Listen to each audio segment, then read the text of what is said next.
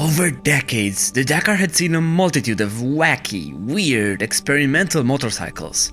But no other challenge proved to be as big as this one, finishing the rally with a 125cc two-stroke motorcycle.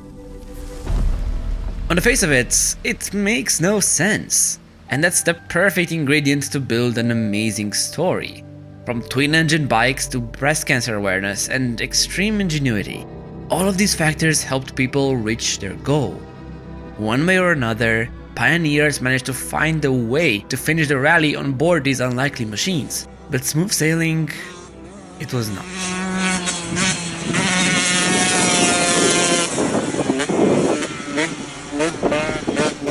Look, taking part in the rally with such a small machinery was an idea that floated around since the very beginning. Even in the early years, in '79, there were some 125s ready to start the race. Between '83 and '87, multiple daredevils each year would embark on this challenge. And one after another, most of them never reached Dakar. There were two major issues. One, which is obvious, is the power, or lack of it. But second, an even bigger problem was the reliability factor. Here's the thing, these small engines had to work overtime in order to propel the bikes through the soft sand of Africa.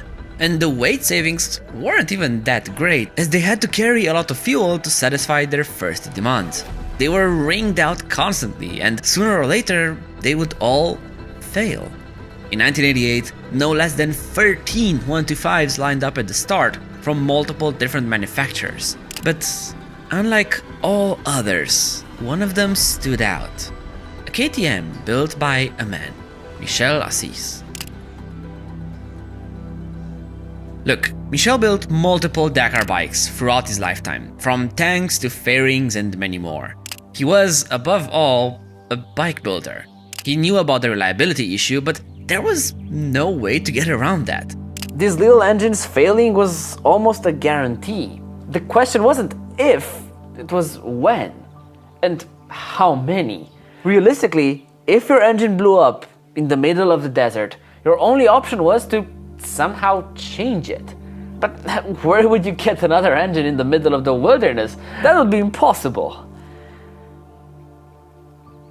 Right? That's where you'd be wrong, and where Michel decided to take an unorthodox approach. He built the first two-cylinder KTM rally bike, technically. Jokes aside, he moved the front-mounted fuel tank towards the rear, thus opening up a storage space in its place. And this storage would host another 125cc engine ready to go. So when the initial power unit failed, the rider could simply engine swap his spare and move on his way. He had to build a custom frame made of aluminium to house this creation, and that's part of why this motorcycle features these weird shapes. It was a brilliant solution. Maybe not that practical, but revolutionary, different, bold. Just like the font on the subscribe button.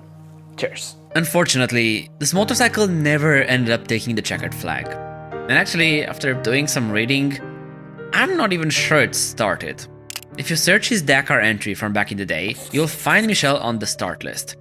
But there aren't many pictures of the bike itself, and there are none of it inside the race, or with a race number. At least none that I could find. Also, some forum users claim to know that this prototype never actually raced. Ultimately, I don't know what ended up happening. What I do know for a fact is that this wild creation never quite made it to Dakar. Michel tried once, but some other contestants made this challenge into a life goal. And that's the story of Gerard Parves. His quest started in '87 when he stepped foot on a Honda MTX 125, bike making roughly 30 horsepower. That one wasn't meant to be. So he tried again and again, to no avail. Gerard stopped. For some reason, 11 years later, he decided to join the Dakar again, this time riding a 1999 KTM 125 EXC. This motorcycle would end up accumulating 8 Dakar participations, that same particular bike. Gerard ended up trying his luck 14 times, and out of those, only one proved to be successful. In 2003, Monsieur 125, as he later got nicknamed, managed to reach the finish line. He had finally done it. 14 Dakars, all on 125s, and only one finish. I can't be the only one asking, why? Why a 125? Was there a deep reason behind it? Well, not exactly. You see, Gerard couldn't participate with a bigger bike, even if he wanted to. That's because he didn't have a full motorcycle license. By French law, he was limited to riding a 125. Now, sure, he could have gone to school to get that license, but then he didn't really want to. In his eyes, at 170 centimeters and 66 kilos, the 600cc machines at the time were too intimidating. And for a guy who started 14 Dakars, he saw street riding as being too dangerous. He never wanted to take the risk, which you have to admit is quite ironic. That being said, in some years, Gerard was accused of cheating by missing checkpoints. From my understanding, he was simply using the rulebook to his advantage. Anyway, you can't take it away from him. He was Mr. 125, and in 2007, at 61 years old, Gerard decided to stop. It would take another 4 years for the next 125 Daredevil to show up. And this might be one of the greatest stories from the infamous rally. Introducing Luis Belastigui, an Argentinian-born American citizen working at a big university in the States. In 2011, Luis had a dream. He wanted to prove that modern, small and efficient two-strokes were up to the task of finishing a desert rally, so he bought himself a KTM 150 XC and decided to sign up for the Dakar.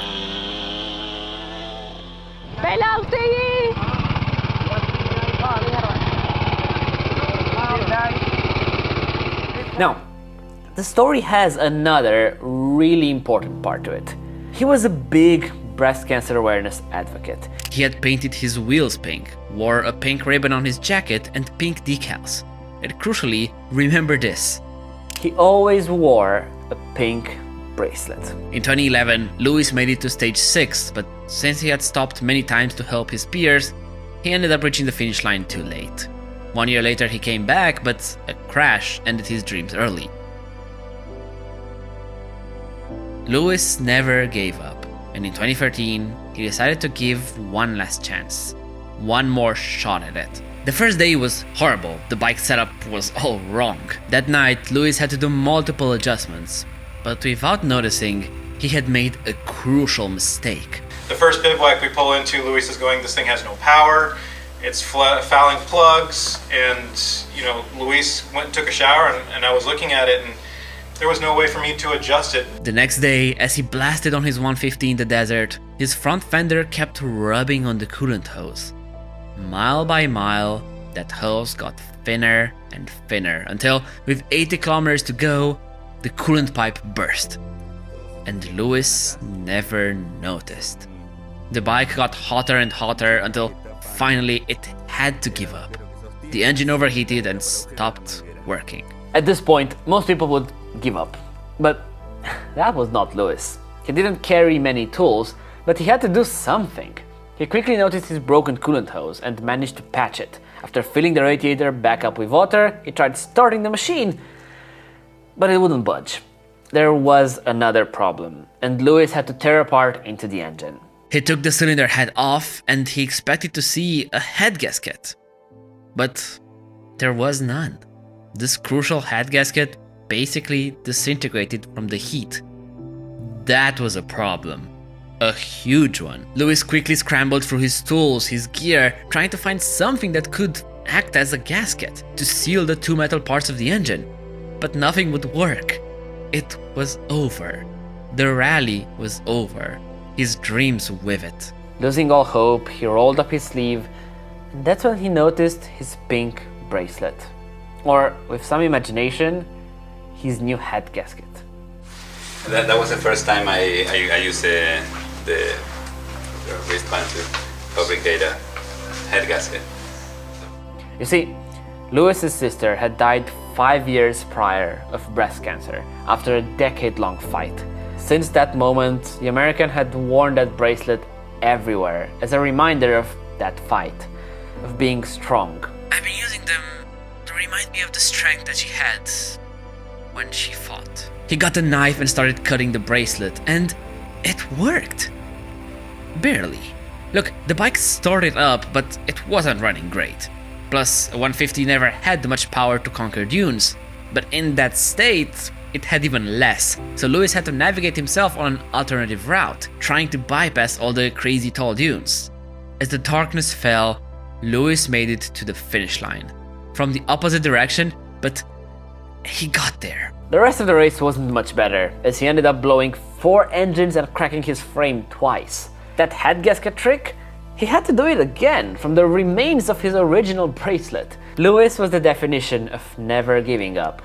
Of it not being over until it's over. And Lewis made it. He finished last, but he had done it. Against all odds, Lewis finished the Dakar. With great help from his sister too.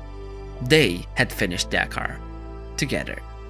I always felt that she was my model, that I could not do what she could. And to have found a solution to my problem in what was the symbol of her to me, it was like, I'm not alone.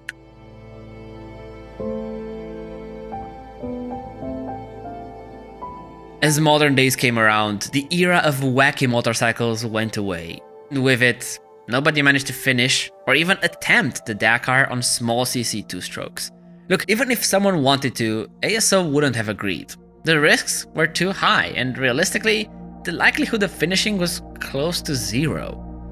And that's what Silan Espinez had to battle against. He had taken part in the rally 2 times before, in 2012 and 2014. 1 year even for the official Sherco team. But for 2016, Silan thought that the 450s of that time were too risky. That's when the idea popped into his head.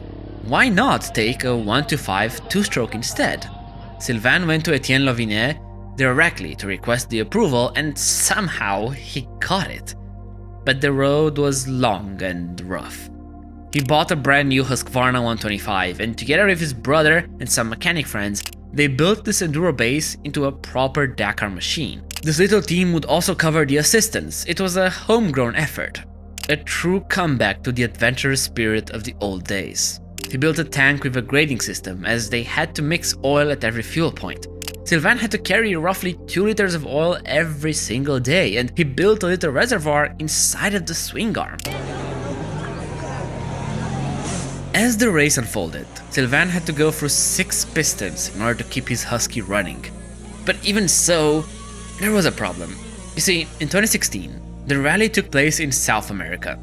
And one of the defining characteristics of those editions was the altitude. The riders had to travel at over 4,000 meters, which on a carbureted 125 proved to be quite a challenge. At times, Silan couldn't reach speeds of over 40 kilometers per hour. But at least it was lightweight, which should have worked well in the dunes. Right? Not exactly. It turns out the lack of power was quite a hindrance for those dunes as well, and the little 125 never quite had it. Ultimately though, in 2016, Silan managed to finish the rally. From what I found, this 2016 achievement was the last time somebody managed to finish the Dakar on a 125 2-stroke. And honestly, it might stay that way. With the Dakar going its ways, I don't see them ever allowing such left-field motorcycles to enter ever again. Which in a way is sad, because part of that adventurous spirit is lost. But at the end of the day, for the daredevils I mentioned today, they would always stay in the history books. They are what, for many, the Dakar is really about. The spirit of the rally. Thanks for watching. Cheers. Before we go, we have also started a Patreon page where you can get updates in written form on future projects. Appreciate every bit of support and you watching the videos. Link in the description. See you next time.